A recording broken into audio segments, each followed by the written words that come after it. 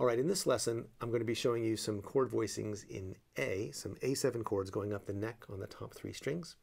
And then we'll pull some licks out of that we can do over a steady bass on A. And finally, we'll look at how to switch between licks in E and licks in A so that we have some of the building blocks we're going to need for playing through a full 12-bar blues in E, where of course we'd need to be able to play over both an E and an A chord. So in the previous lesson in this series, I went through some of these chord voicings as they work in E, and I pulled some licks out of it and demonstrated them in E. And I'm going to be basically transposing some of those moves into A in this lesson. So if you want, you can go back, if you haven't already, and watch the previous lesson, and that will kind of get you up to speed on what we're doing in this lesson. So the 4 voicings we're going to use the 4 voicings are, yeah. The 4 voicings are this one, this one, this one, and this one. And the difference between a voicing and a chord, if you care, is that these are all A7 chords. Well, this one's just an A triad, but these are all A chords. But they're different voicings of the same chord. The voices are the different notes in the chord, and so as you move up the neck, all the same notes are there, but they're just scrambled. They're in a different order. Like here we got the root on the bottom, here we have the root on the top, here we have the root nowhere because we're playing the 7th instead of the root, and here we have the root here. So the root is one of the voices of the chord, and the voices are in different places depending on where you are on the neck. So that's all that calling them voicings means. It means it's different ways of playing the same stuff. So what we've got is here we're playing on the 2nd fret, and 3rd fret, and that's just like the top part of an open position A7 chord. Here we've got the 6th fret, 5th fret, 5th fret, and that's like the top part of this A bar chord.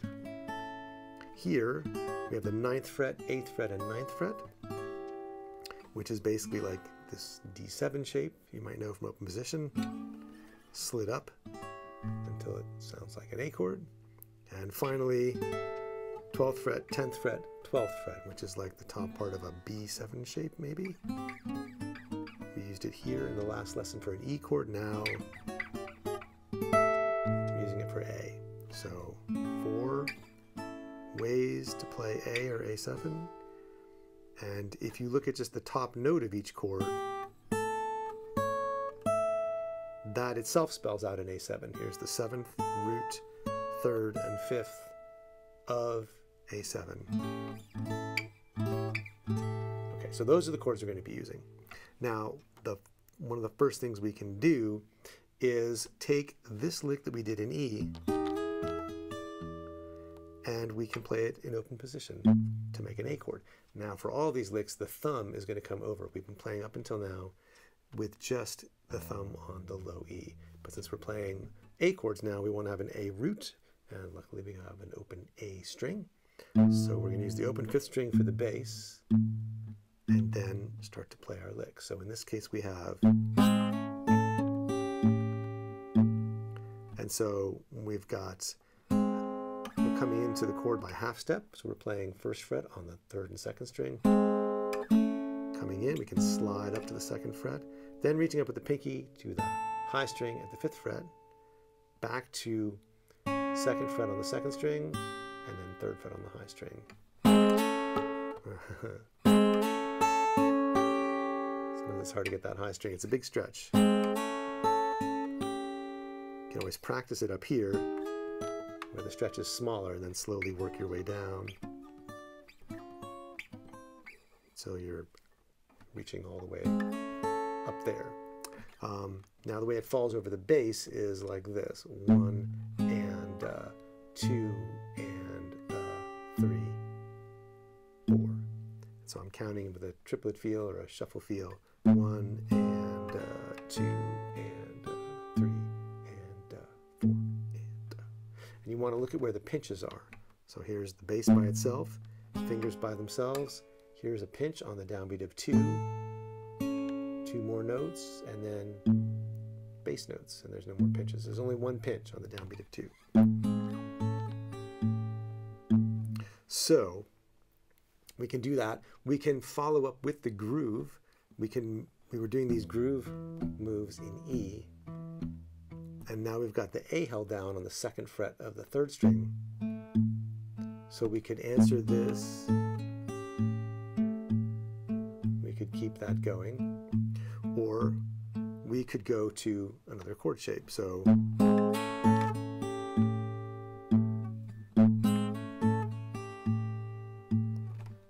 from here, we could go up to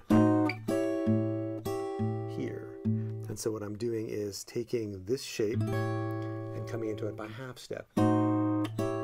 So on the downbeat, I'm 1 fret down, 8th fret, 7th fret, 8th fret, pinching with the thumb and my 3 fingers on top, index, middle, and ring. And then on the and, moving up with the left hand and picking with just the fingers. So 1 and 2 and. So I pick again with just the fingers on the and of 2. And that would stand on its own as a cool move, right? Because that's the start of like 3 or 4 Robert Johnson songs and a whole bunch of other Delta blues stuff, just that chord sound. But we're going to use it as an answer, or we could.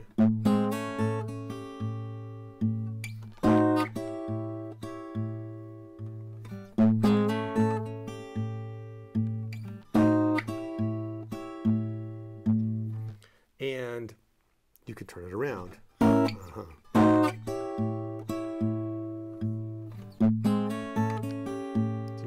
Start here and then flip it. So that's working out of this position and out of this position, and then we could go up here and we could take our triplet feel. So I've got 12, 10, and 12 up here on top, and brushing with the index finger, 1 and 2 and 3 and 4 and every time I count a number, that's going to be a pinch with the thumb. 1 and 2 and 3 and 4 and so we could leave out the first downbeat, so we have time to get there. We could just play once on the downbeat of the 4th beat, so we have time to get somewhere else.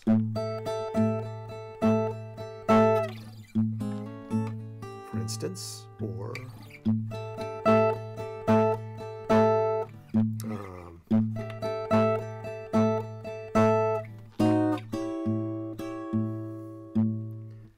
so once you have a few A moves, the thing you want to be able to do is switch back and forth between E and A, right? Because if you're playing on a blues, that's what you're going to need to be able to do. So there are a couple ways you can go about this. One way is just to take a particular chord lick, like say this one,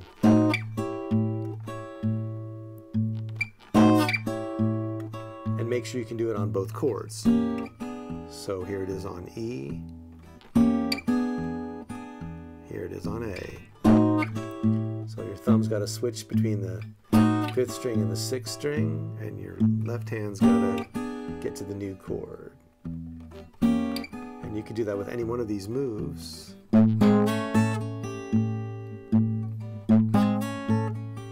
we're going back up to...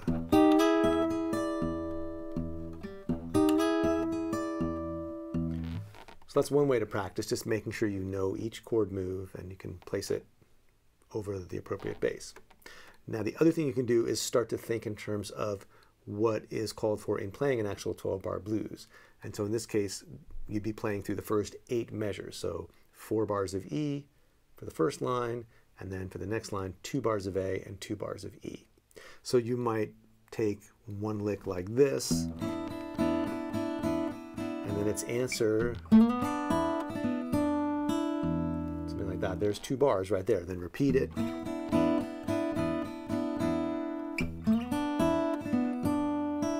now it's time for A. Could repeat that. And then back to E.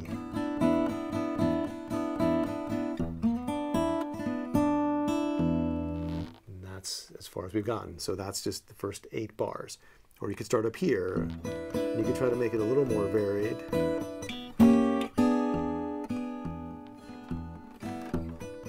So you could could start off here and go to this chord, and then you could play this again, but this time answer it with a single note lick. And